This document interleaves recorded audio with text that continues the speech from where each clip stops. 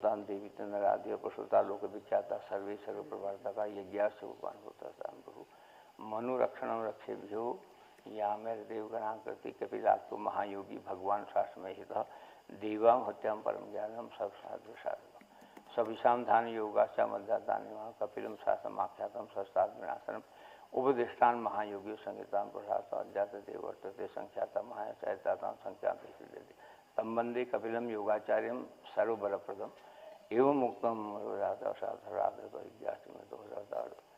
अतः परम प्रोक्षामी मनुपुत्रास्य शुभम आत्मने मन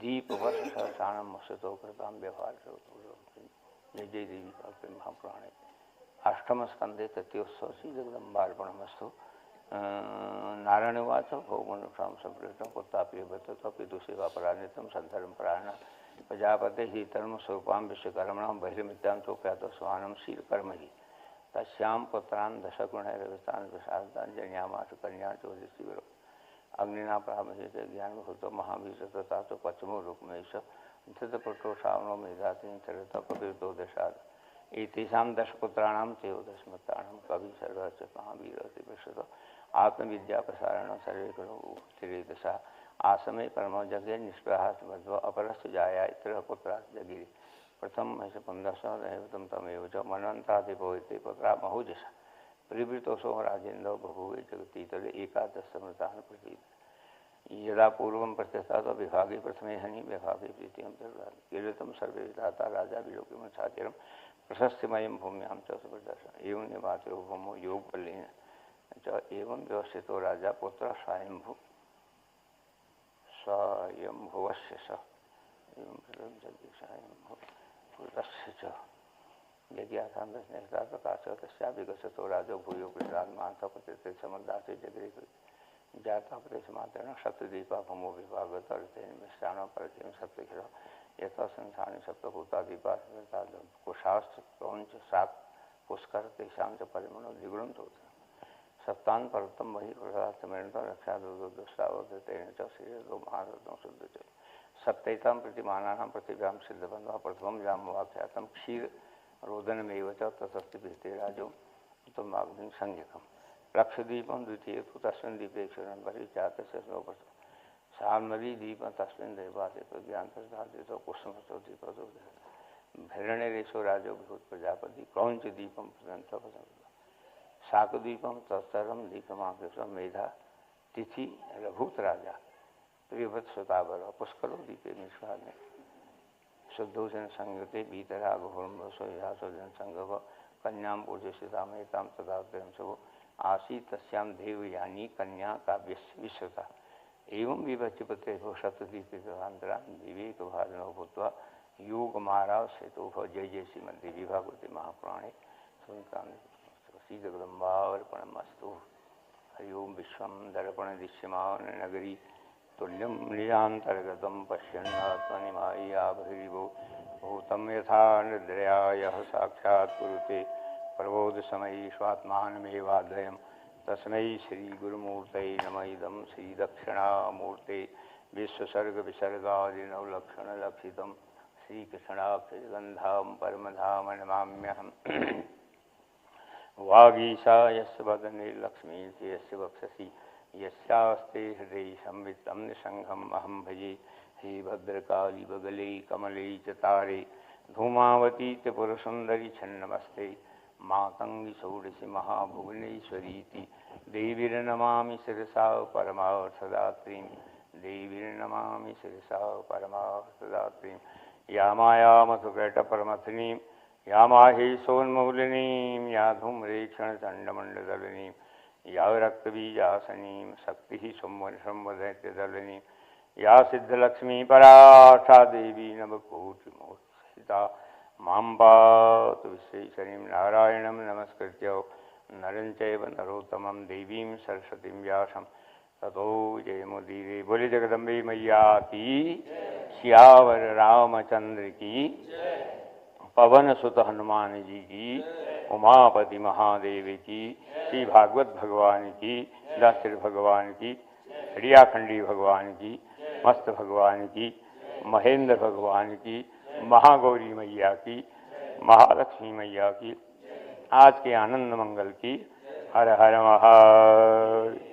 जय अम्बे जगदम्बे, जय माता भवानी। जय अम्बे जय अम्बे, जय माता भवानी। अम्बे जय दुर्गे, जय दुर्गे, जय माता भवानी। काल विनाशिनी काली, जय जय काल। जय उमा रमा ब्रह्माणी, जय जय उमा जय राधा सीता रुक्मिणी, जय जय राधा। जय दुर्गा विनाशिनी दुर्गा, जय जय दुर्गा। जय जय श्री राम, जय राम, जय जय राम श्री राम। जय राम बोलो, जय जय विघ्न हरण हनुमान बोलो, जय जय मरण हनुमान। अम्बा अम्बा जय जगदम्बा, अम्बा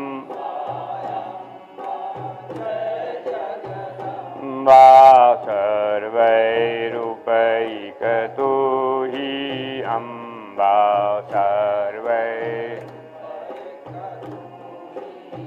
अम्बा श्री राम, जय राम, जय जय राम श्री राम। जय जय राम बोलो, जय जय विघ्न हरण हनुमान बोलो, जय जय। मान देवी पूजी पद कमल तुम्हारे, देवी पूजी कमल तुम्हारे। सुर नर मुनि सब होहि सुखारे, सुर नर मुनि सब होहि सुखारे। श्री राम जय राम, जय जय राम श्री राम।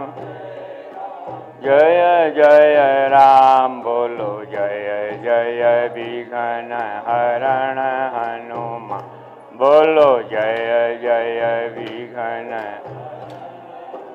मान बंदौ गुरुपद पदुम परागा, बंदौ गुरुपद पदुम परागा। सुरुचि सुवास रस अनुरागा, सुरुचि सरस अनुरागा। श्री राम जय राम, जय जय राम श्री राम। जय जय जय राम बोलो, जय जय विघ्न हरण बोलो, जय जय विघ्न हनुमान। श्रीमन नारायण नारायण नारायण, भजमन नारायण नारायण। रटमन नारायण नारायण नारायण, रटमन नारायण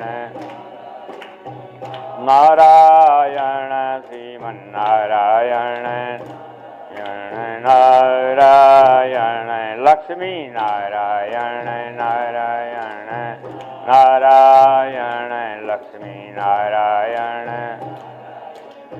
नारायण। बद्री नारायण नारायण बद्री नारायण नारायण नारायण अम्बे नारायण नारायण नारायण अम्बे नारायण नारायण दुर्गे नारायण नारायण नारायण दुर्गे नारायण नारायण विष्णु नारायण नारायण नारायण विष्णु नारायण नारायण शंभु नारायण नारायण नारायण शंभु नारायण नारायण यज्ञ नारायण नारायण नारायण यज्ञ नारायण नारायण सब कुछ नारायण नारायण नारायण सब कुछ नारायण नारायण श्रीमन नारायण नारायण नारायण भजमन नारायण नारायण नारायण रटमन नारायण नारायण श्रीमन नारायण नारायण नारायण भजमन नारायण। बोले नारायण भगवान की धर्म की अधर्म का प्राणियों में विश्व का गौ माता की भारत माता की संत समाज की भक्त समाज की भागवत भगवान की आके आनंद मंगल की। हर हर हर महादेव। परम्बा जगदम्बा की अनुकंपा, बाबा जी की कृपा और आप सब लोगों का सहयोग, हम लोग इसे पवित्र आनंदपुरी आश्रम में शारदीय नवरात्र जो है संपन्न कर रहे हैं। आज महत्वपूर्ण दिन है अष्टमी का, है कि अष्टमी जो है महागौरी की चाष्टमा। महागौरी इसी अधिष्ठात्री देवी है और जो है महालक्ष्मी का भी हवन पूजन हुआ, तो बड़ा दिव्य दिन है। हमने सो बताया था वहाँ डॉक्टर साहब को, मैंने कहा अष्टमी क्या है, बोले सुमेरु है बड़े खुश हो गए कि 7 दिन पहले व्यतीत होते हैं, 7 दिन बाद में होते हैं, बीच में अष्टमी आती, इसलिए अष्टमी का है इतना भारी महत्व है। वैसे परम्बा जगदम्बा का जो है आज दिवस है, हम लोग उसमें प्रवेश करेंगे। हमारे मन में आ जाएगा, जब योगिता 10 में पढ़ती थी, वो अष्टमी के दिन हमने इसके हाथ में ये हरियाखंड सप्तशती दी थी, इसने बड़ा सुंदर पाठ किया था। महाराज बोले कब से कह रही, मैं तो आज ही से कह रही। तो अच्छा जो है सुंदर पाठ वो करती है। तो योगेश जी हमारे सामने, योगेश तिवारी बैठे हैं। मैं सोच रहा हूँ अष्टमी का दिन है तो परम्बा जगदम्बा पर कुछ शब्द आप यहाँ से बोलें, फिर हम कथा प्रभाव शुरू करेंगे ताकि इसमें आपका प्रवेश हो जाए परम्बा जगदम्बा जो आता कविता हो जैसी। हाँ लास्ट में नहीं भी फिर तो अभी। हाँ हाँ ये माइक परम्बा जगदम्बा लक्ष्य करे, जो भी आपको आता हो, जैसा आता हो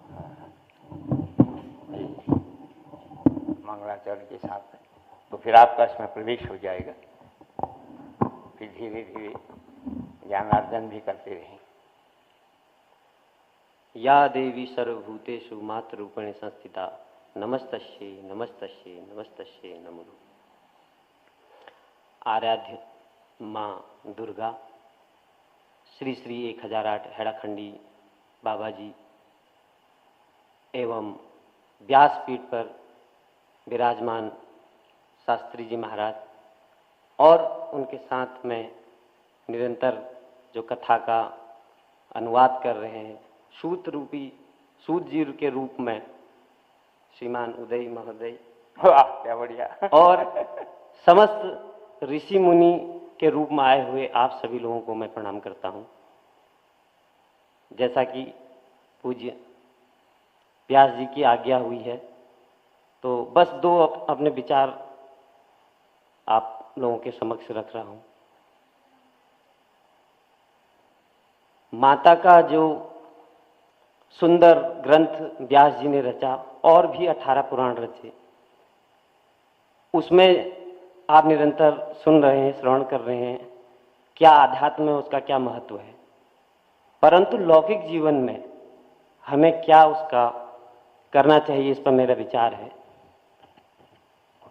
आध्यात्म में तो हम अपने लिए अपनी एक निरंतर आगे उन्नति चाहते हैं, लेकिन लौकिक दृष्टि से हम क्या करना चाहिए हमें, बस एक श्लोक मुझे याद आ रहा है कि अष्टादश पुराणेषु व्यासस्य वचनं द्वयम् परोपकाराय पुण्याय पापाय परपीडनम्। अर्थात 18 पुराण में व्यास जी ने दो विशिष्ट बातें कही कि परोपकार ही सबसे बड़ा पुण्य है और सबसे बड़ा पाप है दूसरों को पीड़ा देना। इसलिए अगर आप निरंतर जप कर रहे हैं या कठिन तपस्या करके भगवान को प्राप्त भी कर रहे हैं या कोई वर मांग रहे हैं, तो उसमें भी लोक कल्याण की भावना सर्वप्रथम होनी चाहिए। अगर लोक कल्याण की भावना नहीं है तो उसका एक दृष्टांत मैं आपको मेरे मन में आ रहा है कि दृष्टांत इस प्रकार है कि व्यक्ति जो थोड़ा लोभी वृत्ति का था, उसने कठिन तपस्या की और कठिन तपस्या करने के पश्चात भगवान तो सब जानते हैं, उन्होंने देखा कि इसकी वृत्ति जो है यह तपस्या कुछ प्राप्त करने के लिए, कुछ भौतिक चीज प्राप्त करने के लिए कर रहा है। तो उन्होंने एक अपने देवता, एक पार्षद को भेजा, जाइए इसकी प्रार्थना सुन लीजिए, क्योंकि मंत्रों में बड़ी शक्ति है, जप में बड़ी शक्ति है, तो भगवान को आना पड़ता है। जैसा कि हमारे चेयरमैन साहब जी ने बताया और हमारे उदय महोदय जी ने बताया कि मंत्रों में बड़ी शक्ति है और जप की बड़ी वो है।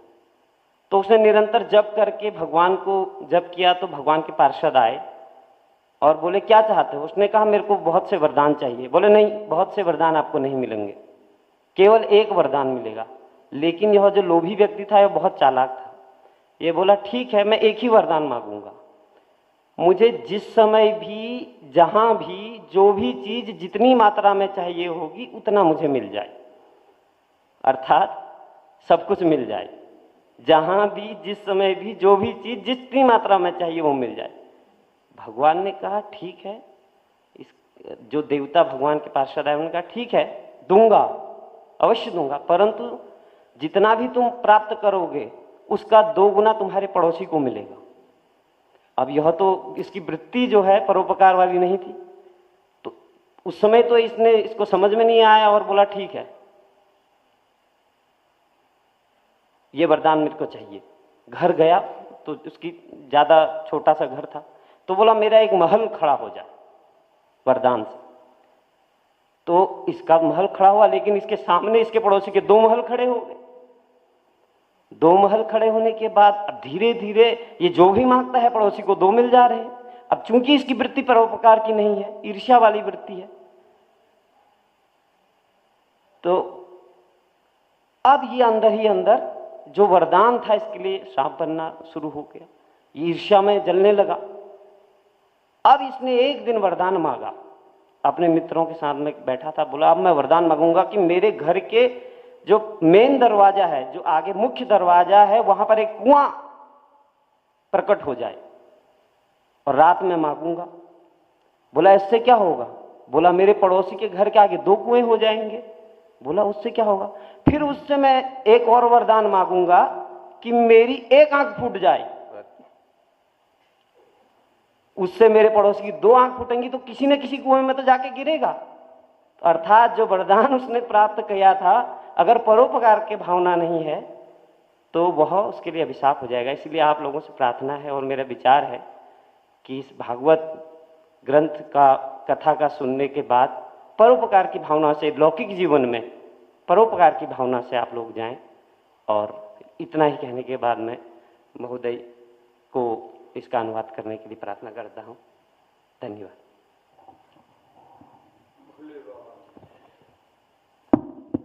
साधु साधु। बैठ जाओ।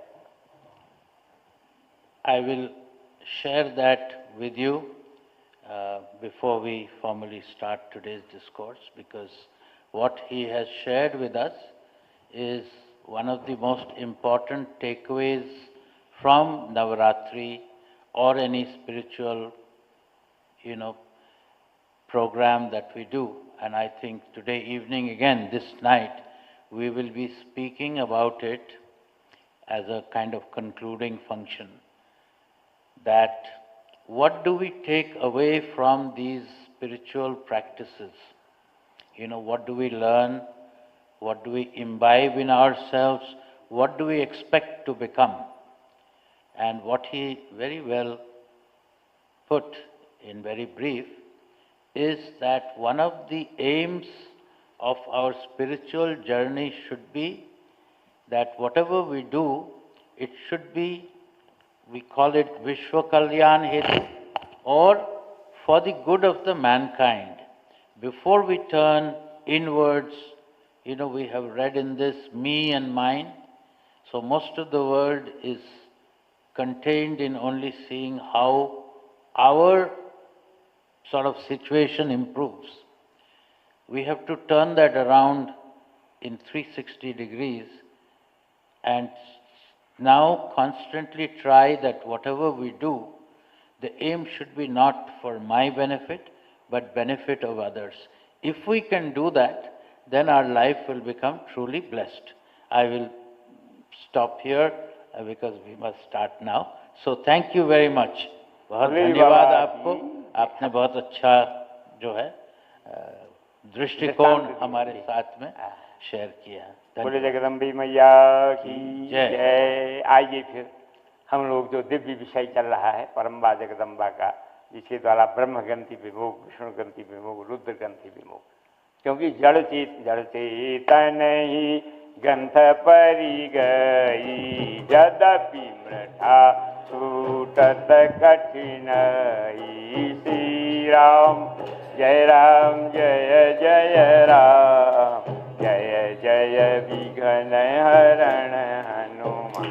बोलो जय जय विघ्न हरण हनुमान। बोले जगन्नाथ मैया ये जीवत्व है, जड़ और चेतन की गांठ है, चित जड़ ग्रंथि जीव हो, ऐसे अंगिरा ने भी अपने दर्शन में कहा। जीवा वही है, चित्त का, चैतन्य का, जड़ का गांठ कंठ बंधना।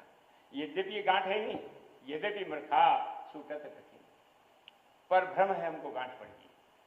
तो इसके उपलक्ष्य में हम लोगों ने पहले आपसे ब्रह्म ग्रंथि विमोक सुना, महाकाली का चरित्र, फिर जो है हमने विष्णु ग्रंथि जिसमें महिषासुर मर्दिनी ने प्रकट होकर के महिषासुर का वध किया, उनके सैन्यों का वध किया, और उसके बाद में परम्बा जगदम्बा की स्तुति की। उन्होंने एक बार और मांगा, यदा यदा मतलब जब जब ये दानवोत्थान भविष्यति, दानवों के द्वारा हम पर इस प्रकार का कष्ट प्रदान किया जाएगा, तदा तदा अवतीर्य, तब अवतीर्ण होकर के आप हमारी शोकता दुखता दमन करेंगे। तो फिर जगदम्बा अंतर्ध्यान होगी, ऋषियों ने बड़ा स्तुति किया। अब है रुद्र ग्रंथि विमोक, तो तीसरी गांठ है, उसके विमोक की चर्चा हम लोग करेंगे। आइए फिर जो है उधर चतुर्थी दिव्य रूप से उसको सुनाएंगे, फिर इसी में प्रवेश करके। क्या बात, जय। So today we are entering the 8th day of Sharadiya Navratri, and since morning, you know, we have prayed, we have done puja, we have done havan, bhojan, nidra, and now we come to listen to the glory of Gauri Ma and Mahalakshmi, Mahagauri and Mahalakshmi. Mahagauri Chichartamti. Ji. And today is a very beautiful, very important day, because 7 days in a 15-day cycle, 7 days have passed and today is the 8th day, and we have, so it's a day, Ashtami, Maha Ashtami is right in the middle of the 15-day cycle that we have, and also today is the day of, as I said, of Mahalakshmi, and we have in the past 2 days listened about the Granthis. So what is a Granthi? Granthi is a knot which is in our imagination. You know what keeps us tied to this physical world with moh, maya, etc., is a Granthi, is a knot which actually doesn't exist but exists in our mind. but it is very difficult to unshackle. And we have heard about the Vimochan, opening of the Brahma Granthi, where we heard how Madhu and Kaitav were slain, and as we have said as a background, that all of these demons are symbolic. You know, they were symbolic of some of the weaknesses that we have, Rag and Dvesh in the case of Brahma Granthi. And then yesterday we heard about how, you know, the Vishnu Granthi Vimochan we had heard, where Mahishasura was slain, and now we enter the final, which is also called the Uttam Charitra, which is the Charitra of Mahasaraswati, which is pure intellect. And today we will hear about what we call Rudra Granthi Vimochan. तो पुरा शुंभाभ्याम असुराभ्याम शचीपते त्रैलोकी यज्ञभागा तुम सता मदबलाश्रय बंधु। उन्होंने कहा पहले हाँ इसको ठीक कर शुंभ निशुंभ जिन्होंने अपने तप के बल से वरदान लेकर के त्रैलोकी को अधिकार कर लिया, ये मैं और मेरा है। जैसे वहाँ राग द्वेष मतुकटक राग द्वेष के प्रतीक थे, महिषासुर काम का प्रतीक है। इतिहास भी चलता है और अध्यात्म भी साथ चलता है। यो मैं और मेरा सबसे बड़ी माया है। मैं और मोर तोरते माया, मैं और मोर तोरते माया, नहीं बस की है जीवन काया, यही बस की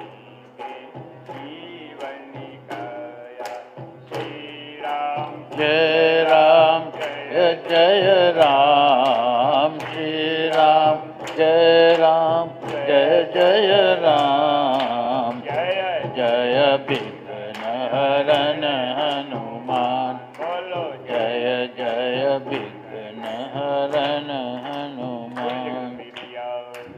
पुरा शुंभ निशुंभाभ्याम असुराभ्याम शचीपते।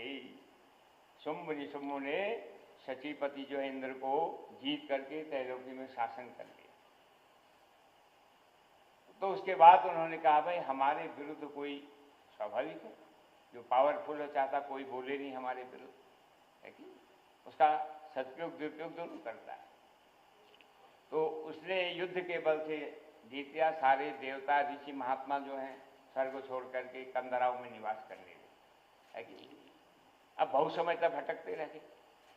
पर जब हमको हमारे अनुरूप शक्ति नहीं मिलती है, अनुरूप जो है वातावरण नहीं मिलता है, तो हमारी साधना नहीं चल पाती। अनुरूप सब चलना चाहिए, भोजन भी अनुरूप हो, भजन भी अनुरूप हो, साधना भी अनुरूप हो, शक्ति भी अनुरूप हो, इस प्रकार होना चाहिए। तो सब लोग भटक गए, इधर उधर चले गए। अंत में कौसानी में जाकर के उन्होंने जो है एक अनुष्ठान शुरू किया परम्बा जगदम्बा मातेश्वरी को रिझाने के लिए। या देवी सर्वभूतेषु शक्तिरूपेण संस्थिता नमस्तस्यै नमस्तस्यै नमस्तस्यै नमो नमः। या देवी सर्वभूतेषु शांतिरूपेण संस्थिता नमस्तस्यै नमस्तस्यै नमस्तस्यै नमो नमः। ऐसी लंबी स्तुति। तो उसके बाद में जब ये ऋषि मुनि देवता सब स्तुति कर रहे थे और उसी समय पार्वती नहाने को चली गई स्नान। मैं गया हूँ, बड़ा विलक्षण स्थान है। एक बार हमने कथा की इस जगह, ऐसा भयानक स्थान तो हमने देखा ही नहीं। बहुत अंदर जंगल, हमारी कथा हो रही थी वहाँ। तो हमने कहा आखिर ऐसा वर्णन ग्रंथ है मार्कंडेय पुराण में, देखें तो ये जगह कैसी है? तो बड़ा विलक्षण जगह आज भी देखने लायक है, बड़ा आश्चर्य होता है। तो उस प्रकार से उसी समय माँ पार्वती उधर दिव्य कोई झरना था उसमें स्नान कर रहे है कि नहीं।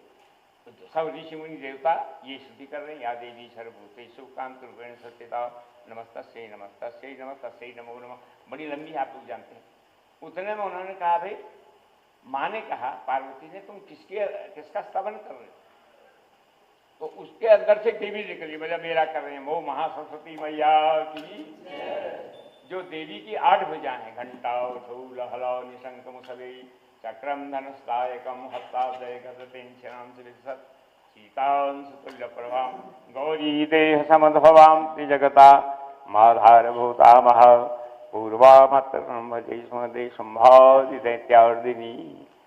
गौरी माँ के अंदर से एक महासरस्वती प्रकट हुई जिसकी 8 भुजाएं, घंटा, सूल, हला, निशंक, मसले, चक्र अंदर है, अपने आप इतने आयुध लेकर के आई है। इधर पहले चरित्र में तो देवताओं ने उनका श्रृंगार किया, किसी ने त्रिशूल दिया, किसी ने जो है कमंडल दिया, किसी ने चक्रपात्र दिया, पर यहाँ ये स्वयं आयुधों के साथ आ गई, मेरा भजन कर। तो इनके बाहर निकलने से जो गौरी देवी थी वो काली हो गई और वहां शंकर जी ने उनको काली काली कहना पुकारना किया तो उनको अच्छा नहीं लगा, तो तब करके फिर गौरी हो गई, इसलिए महागौरी है आज। महागौरी तिचाष्टम, गौरी गौरी मैया की जय। और जौजीबी जो नदी है हमारी, काली गौरी नदी बहती है ना, जो कोई जौलजीबी गए हैं क्या? मंगसीर का मेला लगता है बड़ा सुंदर वहाँ आगे, तो वहाँ दोनों नदियाँ बनती हैं, उधर से काली उधर से गौरी, वहाँ फिर उनका संगम हो जाता है और फिर काली नदी आगे बढ़ने लगती है। तो ऐसे ही परम्बा जगदम्बा मातेश्वरी राजा राजेश्वरी भगवती त्रिपुर सुंदरी आदि शक्ति आयुधों के साथ प्रकट हुई, बोले मेरा भजन कर रहे। फिर देवताओं ने स्तुति की कि तुम लोग न, माने कहा तुम लोग ये कंदरा में काहे बैठे हो? बोले महाराज ये शुंभ के भाई से, इसने सब तैलुकी का अधिकार कर लिया, हमारा सारा राजपाट छीन लिया है कि नहीं, इसलिए हम उसे भय से कंदराओं में छिपे रहे। तो फिर माता का बड़ी स्तुति की उन्होंने, परम्बा जगदम्बा मातेश्वरी राजा राजेश्वरी भगवती त्रिपुर सुंदरी आदिशक्ति महामाया दुर्गा भवानी महासरस्वती। तो उन्होंने कहा तुम क्या चाहती हो? बोले महाराज ये शुंभ निशुंभ माने मैं और मेरा छूटना बड़ा कठिन, मैं और मोर तोड़ते पाया जेहि बस कीने जीव निकाया। तो सीधा जी में लिखा जीव को परवश कर देती, मैं से अहंकार पैदा होता, मेरा ही सब कुछ है, वो उसमें ममता प्रकट हो जाती। तो महाराज इसे त्राण कीजिए। तो माँ ने कहा कोई बात नहीं, वहीं हिमालय की कक्ष में ऊपर उन्होंने फिर घंटा बजाया, आगमनार्थम च देवानाम गमनार्थम च रक्षकाम घंटानादम प्रक्रियादो पश्चात घंटाम पूजित। हम लोग भी जब पूजा करते पहले घंटा बजाते, देवताओं आओ राक्षसों जाओ, है आगमनार्थम से देवाना। वो माँ फिर घंटा बजाती है, फिर क्या होता है आप इसको So now we are discussing, speaking about the Rudra Ganthi Vimokh. Now at the beginning of time again, we find 2 more demons coming, Shumbha, Nishumbha. And we must keep in mind that the first demons that we encountered, Madhu Kaitav, they were demons of a lower nature. The demon that we encountered yesterday when we were doing Vishnu Granthi Vimokh, they were demons but of intermediate kind of deficiency. And today we meet, these 2 demons with encounter with Saraswati, Ma Saraswati. In this case, Rudra Granthi Vimokh, in this case, they are afflicted by what we call me and mine. Ji. So, we become selfish, like we were just speaking a few minutes ago, that instead of wanting good for the whole universe, for our larger world, we become our own centric, self-centric, me and mine. Everything revolves around how we can get benefit for just us and nobody else. So these 2 demons, Madhu Kaitav, have fought with Indra, the king of heaven, and he has usurped his kingdom, and they have ruled over what we call Triloki, both the Swarg, earth and Patal. Patal Lok, Martlok and Swarg Lok, all 3 different domains. And the gods, the seers, the rishis, munis have been disenfranchised, from their regular duties, from their regular rites, etc. And they are hiding in caves and so on, and not able to perform their daily routines. As you know that we have in India, a lot of these rishis will get up very early morning and they have before Brahma Muhurt. We have been listening to, and some of them would keep meditating through the night, etc. All that has now been stopped by these two demons, Madhu and Kaita, because they only want their own kingdom. So they were hiding in kandaras, means in caves and so on. So one day they all get together, the gods and rishis, munis, who have been affected by these two demons. And not very far from here is a place called Kausani. You must, for those who are not aware, where we are sitting here is a part of a area that we still today call it Dev Bhumi. The name of this entire area where we are, even today, is called Dev Bhumi, means God's land. So in a lot of these kind of fables that we hear, instances, the references are to places which are very nearby. So Kausani is just, I think, 1 or 2 hours drive from here, and it's a very beautiful place with dense forest and beautiful surroundings and all. So all the gods and the rishis, munis gather in Kausani, and as they gather, because the world is in, their whole universe is in crisis, so they gather there to again seek the intervention of Paramba Jagadamba. As you remember, that at the end of Mahishasur Mardini's, at the end of Mahishasur's death, when Paramba Jagadamba was going back, they had only begged that we need nothing from you, but whenever our universe is faced with a existential crisis from demons or such, please come and rescue us. So they come to Kausani to pray to Paramba Jagadamba to rescue them from this crisis.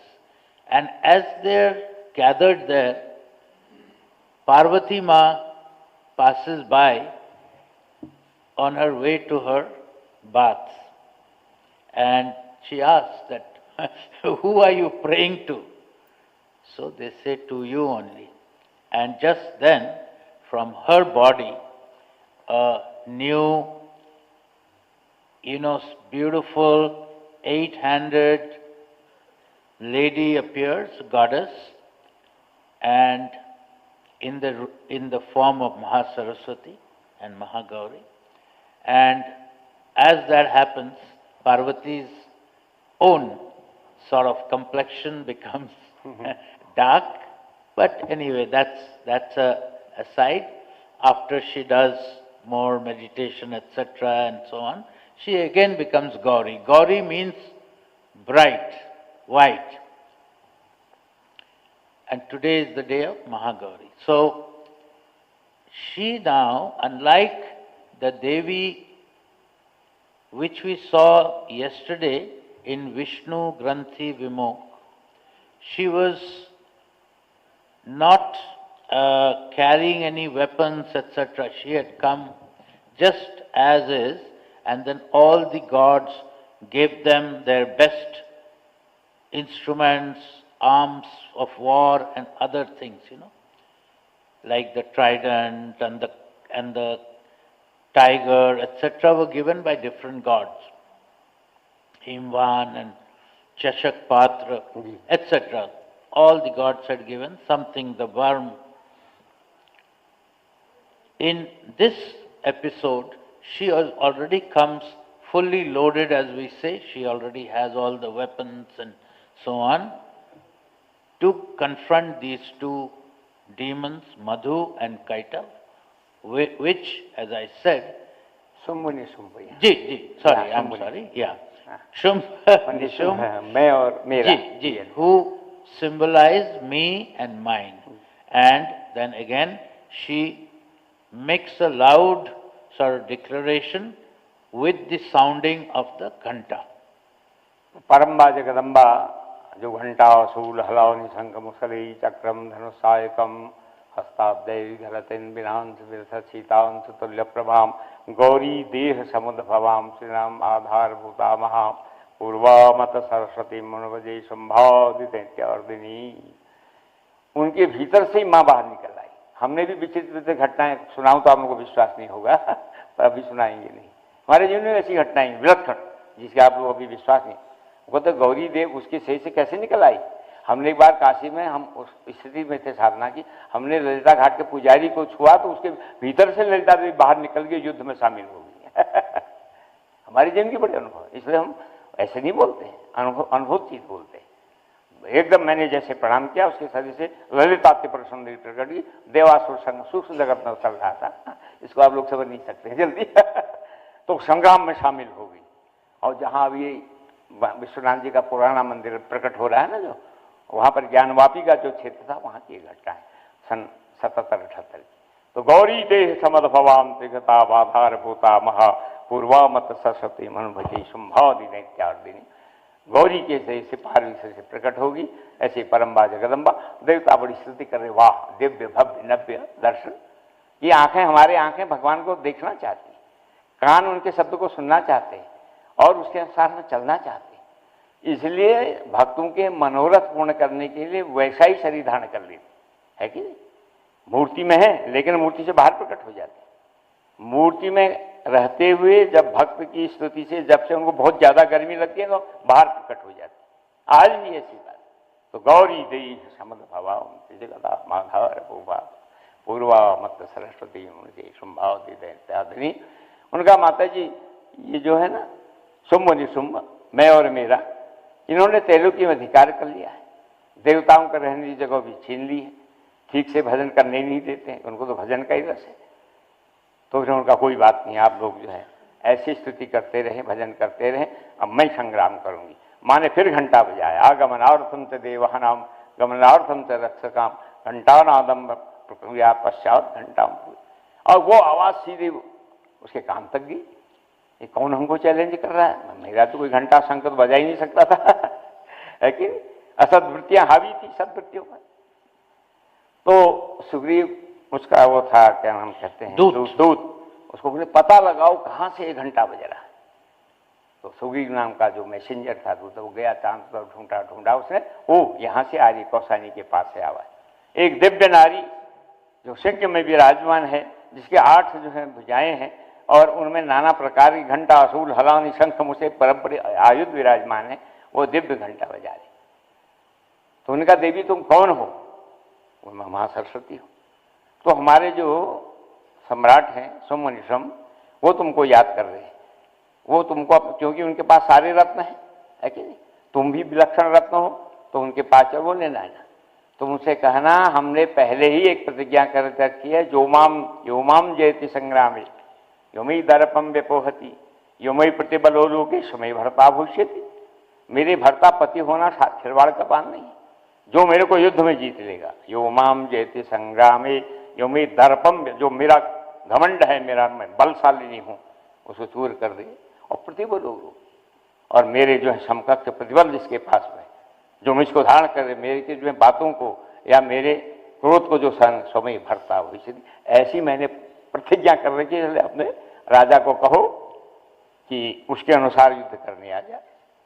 उसने जाकर messenger ने कह दिया। उन्होंने कहा महाराज वो तो विलक्षण नारी है, 8 युद्ध हैं, सिंह पर सवार मैंने पहाड़ में जो पास विराजमान है, और वो कहती है कि मैंने बचपन में ऐसी प्रतिज्ञा करके योमाम जयति संग्रामे योमई दर्पम व्यपोहति योमई प्रतिबलो लोके समय। ओहो, तो क्या क्या इतनी बलशाली नहीं है। तो उन्होंने जो है धूम्रलोचन को भेजा। उनका धूम्रलोचन जाओ बलात् उसके केशों को घसीट करके ले आओ। धूम्रलोचन वाला अंधकार, जब आंखों में धुआं लग जाता दिखाई नहीं देता है। धूम्रलोचन अंधकार का प्रतीक। तो बड़ी भारी सेना लेकर के गया, तो वहां देखा आनंद सुंदरी वहां विराजमान है। उन्होंने कहा भाई आप हमारे राजा जो है शुंभ निशुंभ हैं, उनके वहां आइए, उनके महल की शोभा बढ़ाई। बोले हमने पहली कह दिया योमाम जयति संग्राम, संग्राम में युद्ध करो। तुम कहा अच्छा ऐसी नहीं मानोगी, हम केस पकड़ के बलात् ले जाएंगे उनको, तुम केस पकड़ने की चेष्टा तो करो। अब जो ही आगे बढ़ने लगा मैंने कहा तो उससे ही वो भस्म हो गया, क्योंकि अंधकार का प्रतीक धूम्रलोचन। धुआं जब आंख में चली जाता है तो अब तो खैर गैस की सुविधा होगी माताओं को, गैस जलाओ फटा, पहले तो फू फू हमारे पहाड़ में लकड़ी लाओ, और जाड़ों के दिनों तो जल्दी जगती नहीं थी, हमें बचपन की याद है ना, तो आंखों में सब पानी पानी हो जाता है। तो धूम्रलोचन माने अज्ञान। एक बार ब्रह्मा जी के सामने एक केस आया। केस क्या आया? उनका महाराज ये सूर्य अंधकार ने केस कर दिया, महाराज ये सूर्य नारायण मेरे को खत्म कर देते हैं, अंधकार ने अज्ञान ने। तो उन्होंने ब्रह्मा जी ने पूछा सूर्य नारायण आप तो परम दयालु हो, सूर्य आत्मा हूं, जगत सुखर्च हो, जगत की आत्मा हो, आप क्यों इसको खत्म करते हैं? किसको? अंधकार को। महाराज मेरे सामने तो लाओ उसको, मैंने कभी किया ही नहीं, मेरे सामने लाओ, मैं बात करूं उसे, कब खत्म किया? उन्होंने फिर कहा अंधकार तू सामने चल दे रहा। बोले वहां जा ही नहीं सकता। रवि सन मुखतम कबहू की जाए, है कि ऐसे जो धूम्रलोचन है, जो अंधकार का ज्ञान का प्रतीक है, वो परम्बा जगदम्बा के सामने जा ही नहीं सकता है। जो ही आगे बढ़ने का प्रयास का मना हुंकार किया तो भस्म हो गया, जब जल गया। और बचे खुचे जो सैनिक थे फिर समुनि के पास गए, महाराज तो विलक्षण नारी है, उसने हुंकार किया और सेना सहित धूम्रलोचन समाप्त हो गया है, हम बचे खुचे कुछ लोग आए हैं। फिर उसने कहा अच्छा, फिर सिर को जानने लगा, तब उन्हें चंड मुंड, हाँ पर कि जी इसको बताइए। Okay.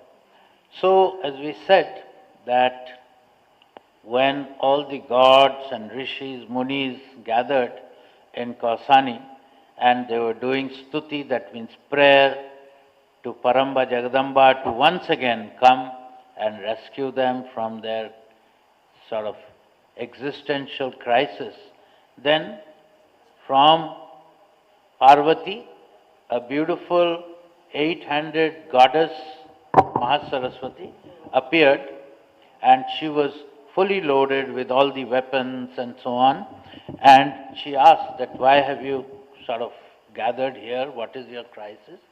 So they said that these two demons, Shumbh and Nishumb, have now come again and they have made life difficult for us, they have stopped our prayers, daily routine, etc. So please rescue us. So she says, okay, I will rescue you. And she sort of plays out the ghanta, ghantanad. Nad means sound. So it's a loud sound of the ghanta.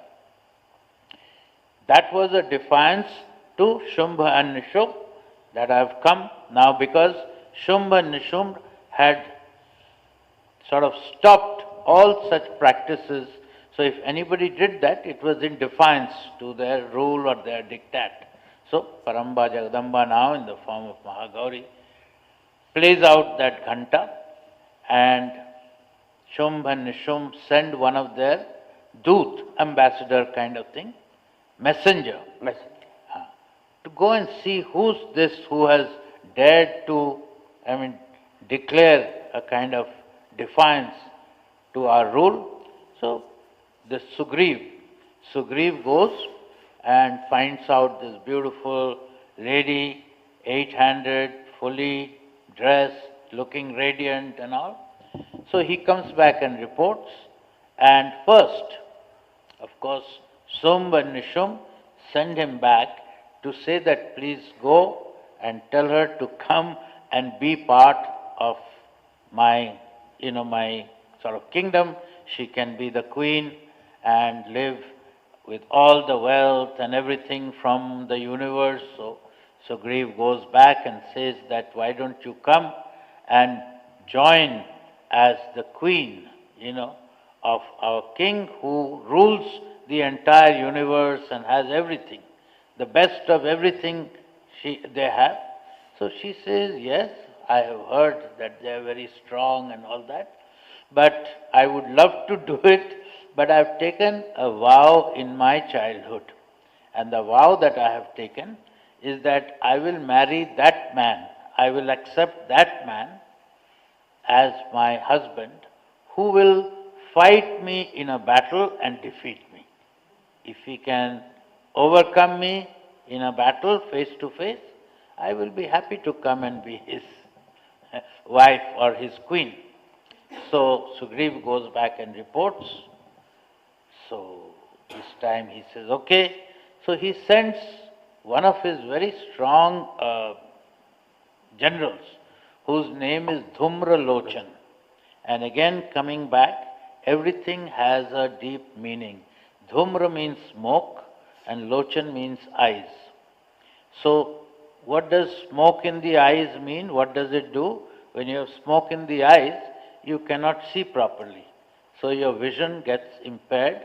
So it also stands for darkness or ignorance. So this demon, Dhumra Lochan, he's supposed to be very powerful. He with some soldiers and so on now go with the order from Shumbha Nishum that go and tell her, give her like a warning that you better come, and if you don't, then catch her by her hair and drag her. Okay? So Dhumra Lochan goes and says that our king now means serious business, you better come or else. And as he goes to catch hold of her sort of hair, Paramba Jagadamba has to merely make a noise of hum, a loud noise, and that itself, Dhumra Lochan is eliminated then and there, and some of the soldiers who survive, they go back and report that, oh, she is very strong. Just by a mere sound, she has killed Dhumra Lochan. So this time, now, Shumbha Nishum sent another two with a big army. Chandmund जी तो उन्होंने कहा भैया और कौन योद्धा है, तो चंडमुंड आगे बोले हमारे रहते क्यों फिक्र करते हैं महाराज, हम बड़ी भारी सेना लेके जाएंगे, जैसा हो पहले तो जिंदा ही घसीट के ले आएंगे, नहीं तो मार के तो आपके पास ले आएंगे। असद वृत्तियां ऐसी सोचती है कि तो बड़ी सेना लेकर कर गया, वही कौसानी का जो पहाड़ माँ विराजमान है, अपने सिंह में विराजमान है, और चारों ओर दिव्य हिमालय का, कौसानी से हिमालय बड़ा अच्छा दिखता है। गांधी जी 29 में जब आए ना, वहाँ के सौंदर्य देख करके कुछ दिन क्या, कुछ 4-5 महीने में नहीं थे, उन्होंने गीता पर अनासक्ति योग लिखा, फिर जो गीता का गांधी जी का है, सन 1929 में, माने 100 वर्ष होने चाहते हैं, 96-95 साल, अनासक्ति योग वहाँ लिखा है, और अनासक्ति आश्रम भी है, हम लोग रहे हैं, हरि बाबा जी, हमने बहुत भ्रमण किया, कुमाऊं विलक्षण भूमि है। खैर तब परम्बा जगदम्बा माते श्री राजा राजेश्वरी ने चंडमुंड आए, तो माँ ने जो बड़ा भारी पैसे तो कहा हट जाओ, फिर लेकिन ये चंडमुंड राक्षस के प्रिय, पर माँ ने बड़ा भारी युद्ध किया, भस्म नहीं किया, युद्ध किया, और उनकी गर्दन काट करके अपने गले में पिरो दिया। तो नाम क्या हो गया, चामुंडा। बोले चामुंडा मैया की। और जो नवाण मंत्र उसमें इसी को लिया गया, एंग ह्रीं क्लीं चामुंडाए विच, ये चामुंडा नाम हो गया। चंडमुंड की गर्दन अपने गले में है कि नहीं धारण कर ली है। तो जैसे भगवान शिव जो है, खोपड़ी की माला हमने बताया था ना, पार्वती जी शरीर छोड़ देती थी, एक माला एक माला एक माला, फिर पार्वती जी ने कहा महाराज आप तो शरीर जो लेना, क्यों? बोले अमर कथा जानता हूं, और तो आप नहीं जानती हो इसलिए आप जन्म लेती हो, शरीर छोड़ती हो, लेकिन आपसे मैं बहुत प्रेम करता हूं, इसलिए आपकी सिर की माला जो है मैं पहनता हुआ है कि नहीं। ऐसे भगवान शिव ने कहा, मुंड माला है कि नहीं, विराजत हैं, ऐसे भगवान शिव की स्तुति गाते हैं। तो ऐसे ही उन्होंने गले में धारण कर लिया, बाकी बचे खुचे राक्षस बाप रे बाप भयानक है, और उनको तो वैसी भस्म कर दे रही है, इसका गर्दन काट रही, गले में माला की तरह। बोले चामुंडा मैया की। फिर वर्णन किया महाराज बड़ा गड़बड़ है, हम लोग कोई टिक नहीं पा रहे, आपके जो बड़े बड़े सेना नायक हैं उनको या हूं करके जला दे रही है, या मार करके माला अपने गले में धारण कर ली है। ऐसी चामुंडा भगवती साक्षात हो गई है। फिर सिर खुजाने लगा, किसको भेजूं किसको भेजूं, तो रक्त बीज आ गया। ये महिषासुर का भाई, सगा भाई महिषासुर, तो उसमें मारा गया। महाराज मेरे रहते आप क्यों फिक्र करते हो, मेरे को वरदान है, मेरी रक्त की एक बूंद जमीन में गिरेगी तो मेरे जैसे वैसे ही पहलवान पैदा हो जाए। तो कितना मेरे को मारेगी, कितना रक्त जो है गिराएगी, मेरे जैसे असंख्य पहलवान पैदा हो जाएंगे, कहाँ तक मारेगी। कोई फिक्र नहीं। तो बड़ी भारी सेना लेकर के गया माँ के आगे, युद्ध हुआ बड़ा तुमरी। अब उसमें उसके वरदान के अनुसार उसका रक्त जब जमीन गिरता है वैसे ही रक्त बीज पैदा हो जाते। तो बड़ा चिंतन का विषय हो गया, ये तो सारे संसार में रक्त बीज हो जाएंगे। तो परम्बा जगदम्बा का सबका स्तवन किया। फिर उसने काली माँ का स्तवन, कले ते भक्षति सा काली, है कि नहीं। कब हूँ सगुणा गुण हूँ से परे, कब हूँ अवलंब अलंब दशा है, चित शक्ति समाये रही चहु धाव, पहिरे परिधान दिशा। कोई वस्त्र नहीं पहनती, दिशा दिशा है उनके वस्त्र हैं। पहिरे परिधान दिशा विदिशा है, बर ब्रह्म खेलती ब्रह्ममयी तुम ब्रह्म स्वरूपिणी ब्रह्म सहारो, प्रणमामि शिवे शरणागत हूँ करुणामय काली के क्लेश निवारो। परम्बा जगदम्बा है, अब ब्रह्म में शिव के ऊपर थिरक रही। बर ब्रह्म में खेलती ब्रह्ममयी तुम ब्रह्म स्वरूपिणी ब्रह्म संहारो, प्रणमामि शिवे शरणागत हूँ करुणामय काली। फिर कालिका माँ का स्तवन किया, जितने भी ऋषि मुनि महात्मा हैं। तो कालिका आ गई, क्या किया है, तो विस्तीर्णम बदनम कुल, अपनी जीभ को बड़ी भारी फैला दो, इतनी फैला दो इसका रक्त जमीन में गिरे ही नहीं। जब जमीन भूमि में गिरेगा तब इस जैसे पहलवान होंगे, तो ऊपर ही ऊपर चाट दे इनको। तो विस्तीर्णम बदनम कुरु, परम्बा जगदम्बा माता श्री महाकाली ने बड़ी भारी जीभ फैला दी। वैसी उनकी जीभ सदा जो है हमारी चौथे नंबर की कन्या महाकाली के होता है, अभी नाइजीरिया में आएगी। तो जब बात वचन में सोती थी ना, जीभ को बाहर निकालते थे और उसको माँ को बताया मैं आ गई हूँ काली। अब मैं जो कुछ जानी थी हमारी कथा हो जाए। तो जो है जीभ को विस्तीर्णम बदनम कुरु, तो उन्होंने विस्तृत किया। अब माँ मारती जा रही है कि नहीं, जो महासरस्वती हैं अष्टभुजा वाली, और जो रक्त आ रहा है वो बीच में ही चाट दे रही, जमीन में कोई बूंद नहीं पड़ रहा। इसलिए नया कोई रक्त बीज, बोले अम्बे मैया की। रक्त बीज है वासना, इतिहास भी है और अध्यात्म भी। हमारी कोई वासना इच्छा पूरी होती है, 2-4 और खड़ी हो जाती है। इसलिए कामना, कोई इच्छाओं को बढ़ाओ नहीं, कम करो, जितनी कम होंगी। विवेकानंद ने कहा था ना, जिसकी जितनी कम आवश्यकता है वो भगवान के उतने नजदीक है। बोले जगदम मैया। और आज के संसार में तो बड़ी भारी, वो उसी में उलझा पुलझा रहता है कि उसी में उलझा, इतना व्यस्त बनाते। और जितनी जिसकी कम आवश्यकता है, अब बहुत भोजन है, जल है तो आवश्यक वो तो है, चलो बाकी सब निरंतर शिव शिव शिव शिव राम राम के जो आपके आराध्य हैं जपत करो। जपात सिद्धिर जपात सिद्धिर जपात सिद्धिर न संशय, उसी का आनंद है। सबसे बड़ा ये जप है, यज्ञानाम जप यज्ञ, गीता जी में सबसे बड़ा ये अपने प्रभु का नाम हो या मंत्र हो, निरंतर उसी में। तो फिर परम्बा जगदम्बा मातेश्वरी राजा राजेश्वरी ने जो है उनका संहार शुरू किया। और जो रक्त बन रहा है उस रक्त को महाकाली चाट जा रही भी, ऊपर नीचे गिरने नहीं दे रही है। इस प्रकार धीरे धीरे धीरे वो रक्त भी समाप्त हो गया। हम भी जब संतोष धारण करते हैं तो वासनाएं नष्ट हो जाएं। गोधन गजधन बाजी धन और रतन धन खान, जब आवे संतोष धन सब धन धूरी समान। इतना संतोषात अनुत्तम, योग दर्शन में कहा संतोष से बढ़कर के कोई धन नहीं, अनुत्तम सुख लाभ है कि जिसकी उपमाई दी जाती। तो इस प्रकार से परम्बा जगदम्बा मातेश्वरी राजराजेश्वरी ने, भगवती काली ने, तमाम देवियां वहां इकट्ठी हो गई थी, यम शक्तियां। इस प्रकार ये रक्त भी जो वासना का प्रतीक है उसको भी समाप्त किया। बचे कुछ सैनिक फिर गए और महाराज बड़ा गड़बड़ वो जो जाता है वापस ही नहीं आता, वो पता नहीं क्या करामती नारी है वो, है कि नहीं। अंत में फिर उसने कहा भाई अब क्या करें, अब तो बड़े बड़े सोल्जर समाप्त हो गए हैं, एक भाई दूसरे भाई की ओर देख रहा है, सुम निशुम मैं और मेरा। तो निशुम ने कहा मैं जाऊंगा, कोई फिक्र न करो भैया। तो बड़ी भारी सेना लेकर के अब निशुम हो जाता है, बोले जगदम्बे मैया की। Okay. So, after Dhumralochan has been annihilated, then the soldiers go back and report that she is a very powerful lady. And now Shumbha and Nishum sent 2 of their most strong generals. Their name is Chand and Mund, 2 brothers, Chand and Mund, and with their big army they go and challenge Paramba Jagadamba there, and they have an epic battle. And to sort of cut the long story short, after a long and epic battle, Paramba Jagadamba beheads both of them and then wears the skull on her head. And that's why she gets a name Chamunda. You know, we use Chamunda even in the Navan mantra, the mantra that we repeat every day, the 9-syllable mantra, in which we say, Ing, Ring, Kling, Chamundayai Viche.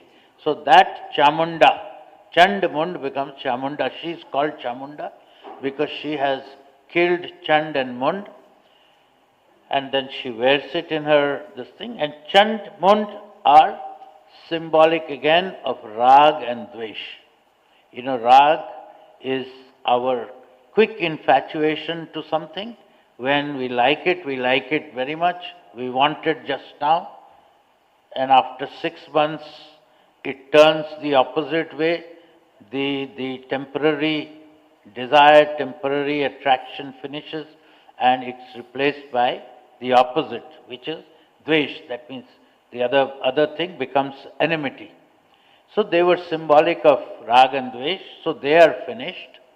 And now the soldiers, few which have survived, have gone back and they report to the Shumb and Nishum that she has even finished Chandamund. So they have one kind of warrior in his army who is almost unbeatable. His name is Raktabij. And Raktabij, again, the symbolic meaning of Raktabij is desire, which is unrequited. Means it can never be, your desire is such by nature that it is never fulfilled. Once you achieve something, you have a new desire. Then you achieve that, you have a new desire. So, in the place of one desire, when it's sort of achieved, you have 5 desires. You know, and then when those 5 you achieve, you have more and more and more desires. So desire, and also there is desire of lust also. You know, these are things which are never completely fulfilled. You never say, okay, now I've achieved everything I wanted in the physical world, so now I don't want anything. The general nature of desire and lust is that in place of one, more and more kind of are replaced. One is replaced by more desires. So Rakta Bij is that kind of a symbolic demon that, you know, he has a blessing that in a battle,